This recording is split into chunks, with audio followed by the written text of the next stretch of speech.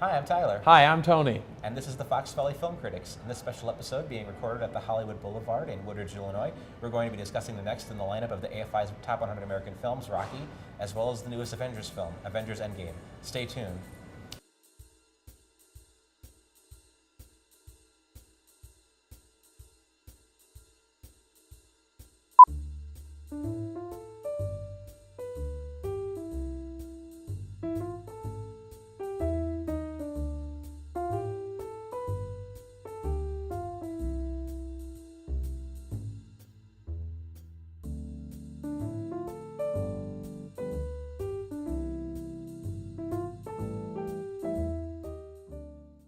Hello and welcome to the show, brought to you by Groupthink Productions and FVTV. Joining us once again is our regular actor and indie guest. Yes, thank you. Thanks for having me. I love doing this. We get to do it at a movie theater, which is kind of cool. Yeah. Special thanks to the Hollywood Boulevard. You guys are great. So, I kind of noticed an interesting theme between the two movies we're discussing. Yes. They're both kind of long-running characters in a sense. Yeah. So with Rocky, this is the first film of the saga. Endgame is the last film of the saga, which is kind of appropriate because just last year we got Creed 2, which was supposed to be the final appearance of Sylvester Stallone as Rocky. Yeah. Which that may or may not be true. That may change accordingly. I don't know what the burning desire is for Creed 3 after the last one. But we'll see. I thought that one was okay, but I guess that's not what we're talking about. No, we can talk about the first movie in the series, which is, we can talk a little about the series too, because it is a weird series. It starts, especially with this movie, it starts as one thing and just morphs into something different. I was listening to a AVGN's review of it today, and he had an interesting point, is that every single one of them is shot like it's the last one in the series. Yeah. So it does add, there is a sense that every time they have to kind of finish the character arcs they set up, and they have to find new places to take these characters. So there is always something interesting about all these movies. Yes. But they are so all over the place. I mean, Rocky is just, I love it to death, but it is a weird movie to try to franchise out. It is, because every time I with the Rocky franchise, personally, I'm kind of just like, the first one's the only one I really am a huge fan of, and it's just because you watch that, and if someone had never heard of Rocky and you said, okay, pitch me the sequel to this, like, I kind of feel like this is a beginning and end movie. Yeah, I mean, this is like an Oscar movie. This is a really kind of a quiet drama that it gets a little bombastic because of the final fight, but it's not a huge blockbuster. It's really just a small personal drama. Yeah. It's the kind of movie that, like, the movie Oscar guys love it. But yes. and so just turning that into a long series of sequels, 8 films, it's so weird.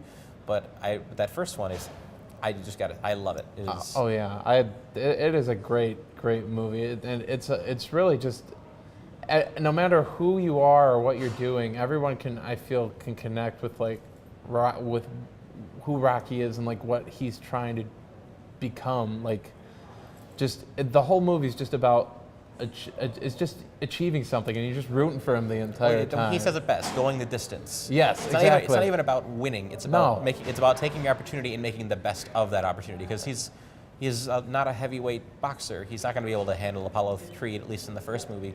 But he tells me about him just kind of coming to terms with the opportunity and saying, like, I'm not going to waste this. Yeah. I'm going to work through it, and I'm not going to go down in the ring. Yeah, and I think the beauty of it is even in the end when he doesn't win, but he doesn't win, but he succeeds. You know what I'm saying? Yeah. Yeah. It's just, I love that entire theme of the movie, and I don't feel like there's any beats of the film, even though it's like, it's slower paced, but like there's no beats of the film where I'm like losing interest.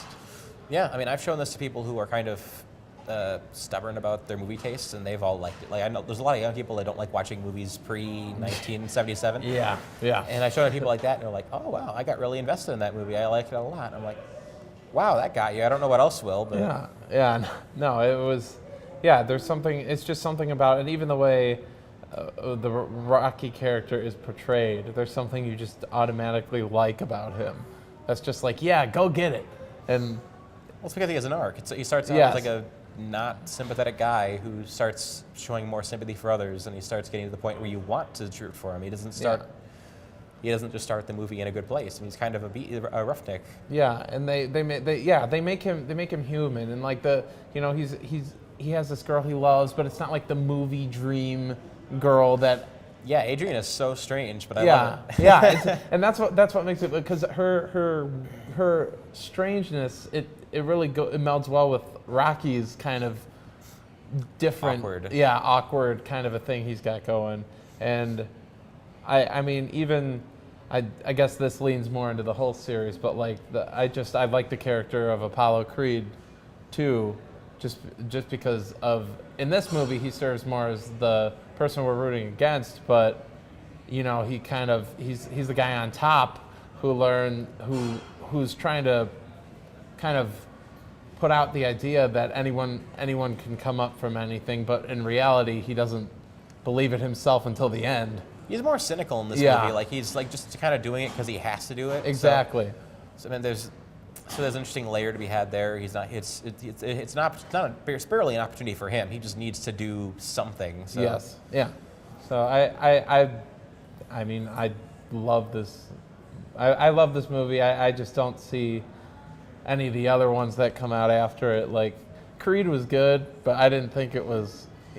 Nothing's ever going to be the first Rocky level good for me personally. I mean, that's fair. I mean, part of why Creed works is just because it's such a fresh take on the material. It's not just Stallone like beating his ego. So by the end. But have you seen all of them? Or I've seen all of them. I've missed a few of them. I haven't seen 3 yet, and I haven't seen 5 yet. But I think I've missed most of the worst ones. So yeah, you did, because 3 is, there's parts in it that are like, oh, I'm really liking this, and then there's other things that are just so outlandishly ridiculous that really just take you out of it. And I'm not saying Rocky, the first one, is the most grounded movie ever, but it's not outlandish. It's kind of grounded. It's set in the real world. Yeah, it is. And the more it goes on, you get to Rocky 5, and you're just like, what is happening here? Isn't 4 the craziest one, where he solves the Cold War? Yeah, with I reviewed it on the show a couple years ago for 4th of July. So he solves the Cold War in a boxing match. It's interesting, and then the way that Creed, the movie Creed, kind of responds to the other Rockies is also strange in its own right. Well, Creed and Creed 2 are interesting because Creed disregards the weird stuff, and then Creed 2 brings all of it back.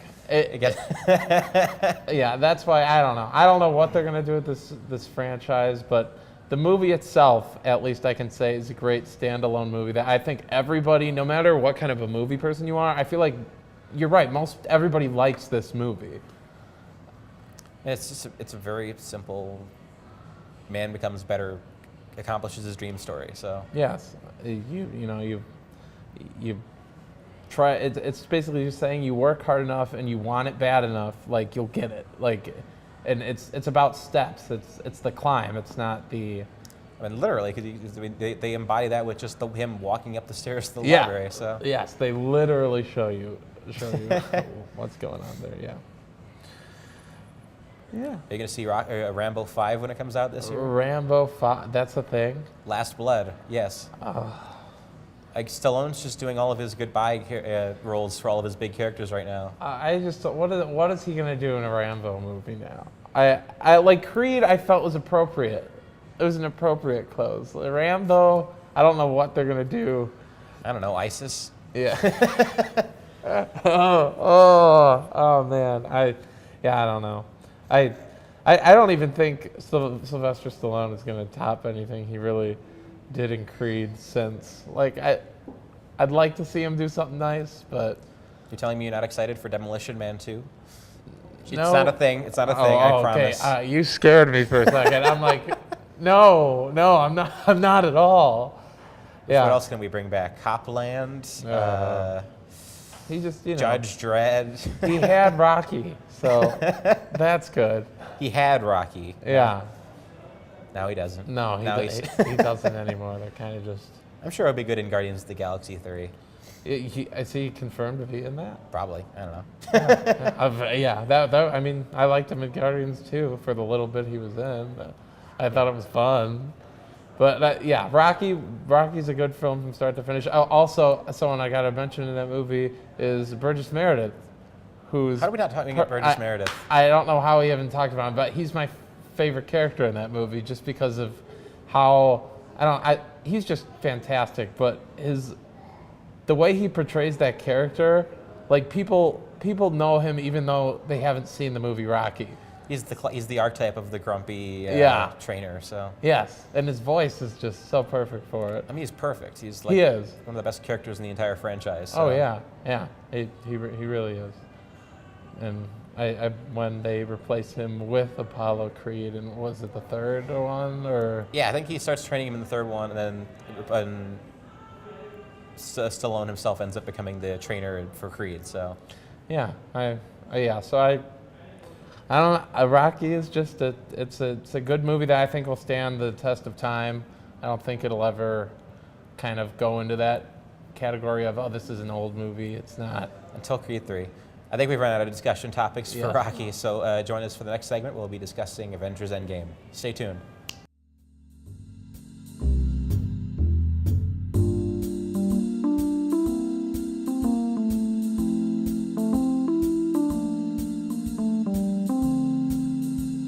Hello, welcome back. From the promising beginning of a yearning new franchise from the 1970s, we now go to a contemporary blockbuster franchise that is, for the first time since Logan, ending.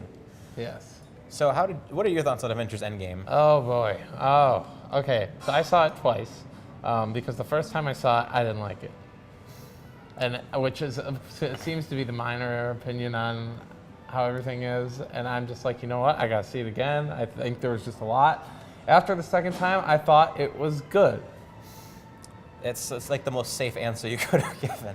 Yeah, I can feel like everyone coming to attack me already, but Dude, we gave The Last Jedi a good review. Everyone already disagrees with us. yes. I was reading some of those comments, but yeah. You should never be. No one who gives that movie a good review should ever be a film critic. I saw that. I saw that. Yeah, but I think there were a lot of the best moments I've ever seen in the MCU in that movie, and then there was just a lot of there was just so much in there that they were just trying to do a lot, and some of the stuff they did. A lot of it's like wheel spinning. So yeah. I mean, when I reviewed it for Geeks Under Grace, I said this movie is essentially like the Return of the Jedi of Avengers. So there's a couple of the best moments of the entire saga in this movie. Yeah. And they give you a lot of moments because it's a 3-hour movie.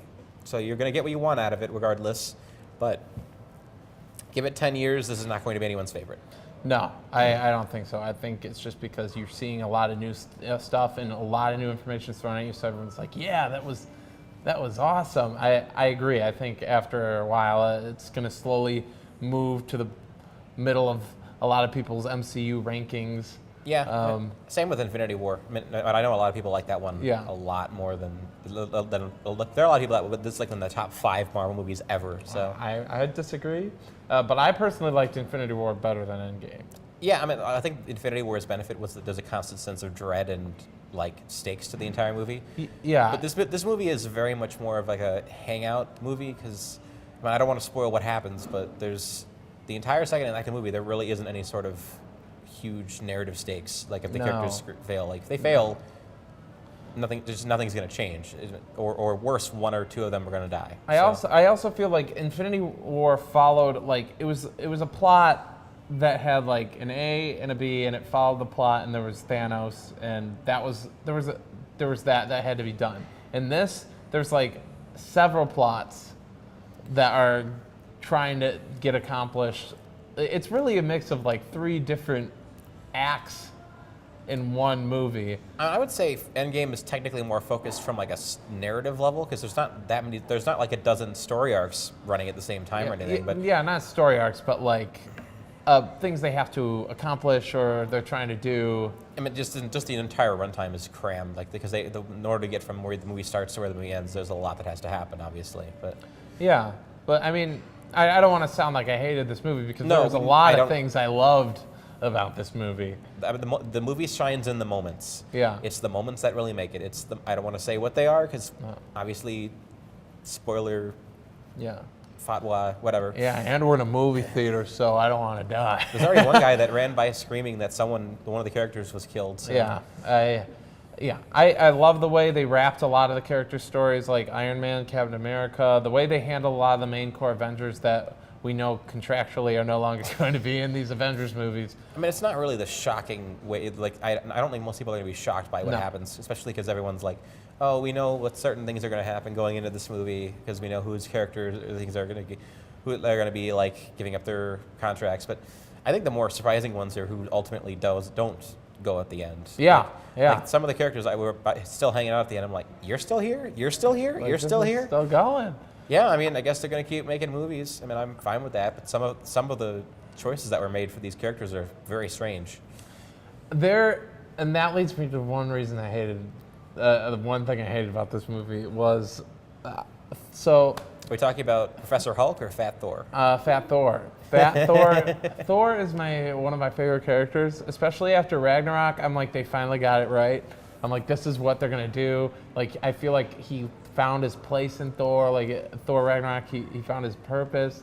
And then like, they're just like, nah, let's just. It was a good gag, and then it just kept going, and I'm like, oh, this isn't. I don't want this to be the Thor status going forward. It's not that fun. Like no. It's a good gag novelty thing, but if this ends up being the thing going into, if they do more movies with him, that's going to be too sad. I mean, it was a lot for just that movie, and I with the Professor Hulk thing, like I didn't not like it. But it's a one-off. Like, you really can't do that for more than a couple films. I feel like a lot of people were missing Bruce Banner and Hulk, like, as separate entities.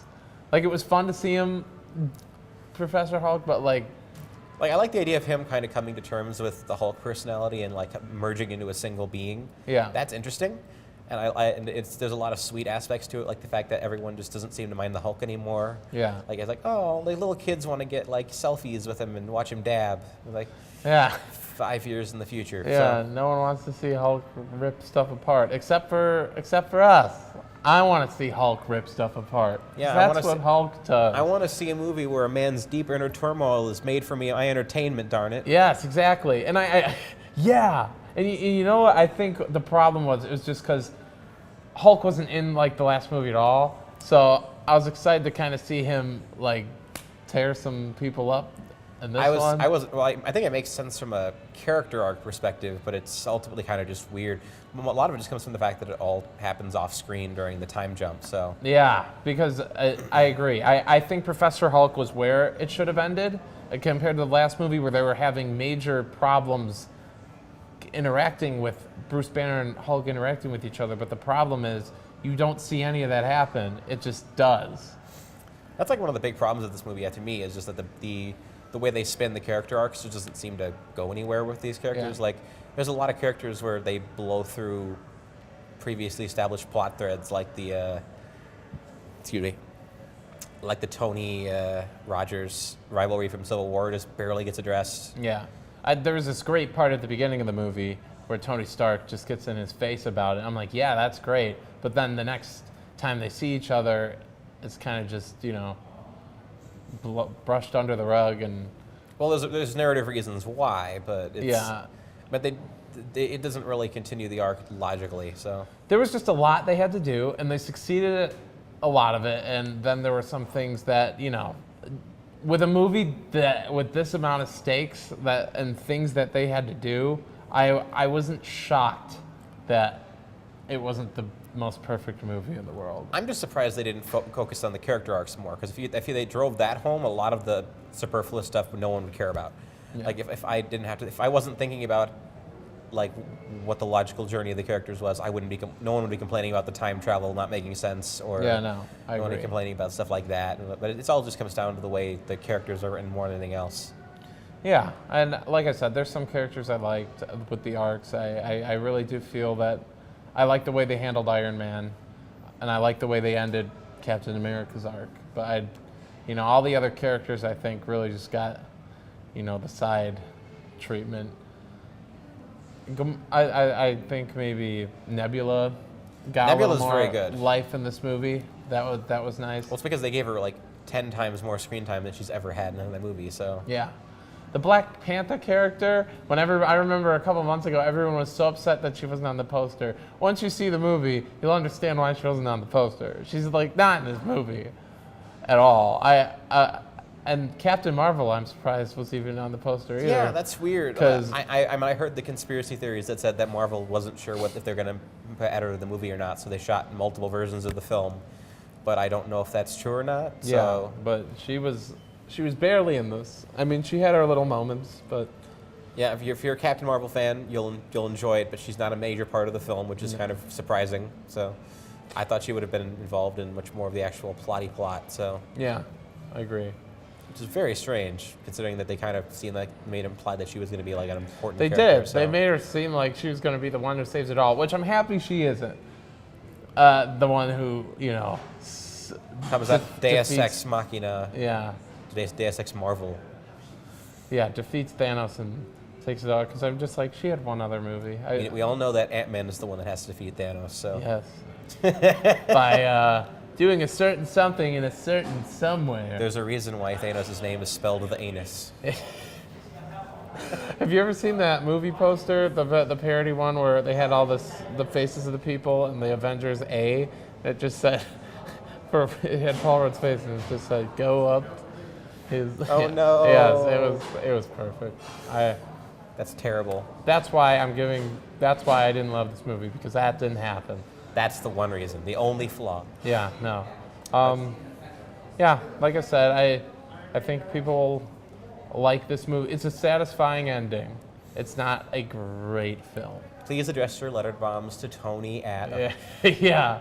Please don't come and attack me on social media. But How dare we give Last Jedi a positive review? Yeah. I think we're just going to move on to the final segment. Okay. Join us for the final segment where he'll be giving us his movie recommendation for the week.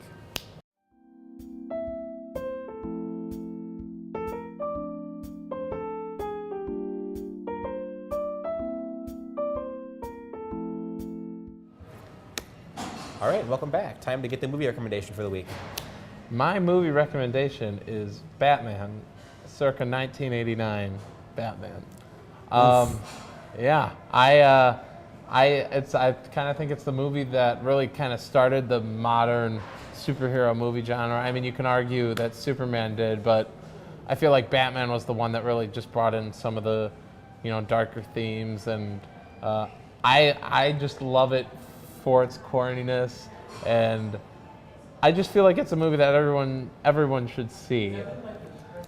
I mean, it was definitely the one that made superhero movies merchandisable. Yeah, and it's got a lot of modern tones, and yet it's got some of those wacky tones of old corny superhero movies at the same time. It's an '80s movie. It's like you got the matte paintings and the cramped sets, and Yeah. I mean, it's super Tim Burton-y, and I mean, that would be such a huge change of pace after Endgame. It's just like a huge 3-hour cramped movies followed by a nice 90-minute Batman movie. Yeah, 90-minute Batman movie. It is nothing more than that either. It's not. It is just Batman and Jack Nicholson's wackadoo Joker, which is I love Jack Nicholson as the Joker in this movie. So I know most people over the age of 25 have seen this movie, but a lot of people under probably haven't. Because everyone likes The Dark Knight. So. Yes, which is a great movie, but watch Batman '89. It's way more movie-ish than the other ones. It is. It is very movie-ish. I think Fandango is doing a thing where they're showing all the 80s Batman movies, the '89 and then the '90s Batman movies in the theater within the next 2 weeks. So there's your chance to check it out. Yeah. That's a recommendation. Yeah. That's all the time we have for this episode of the show. Yeah, if you want to read my written reviews, you can do so at Geeks Under Grace and Legal Insurrection. If you want to follow me on Twitter, you can at @AsocialCritI. That's critic without the C at the end. And you can find past recordings of the show at the Groupthink Productions YouTube page. I'm Tyler with the Fox Valley Film Critics. Have a wonderful day.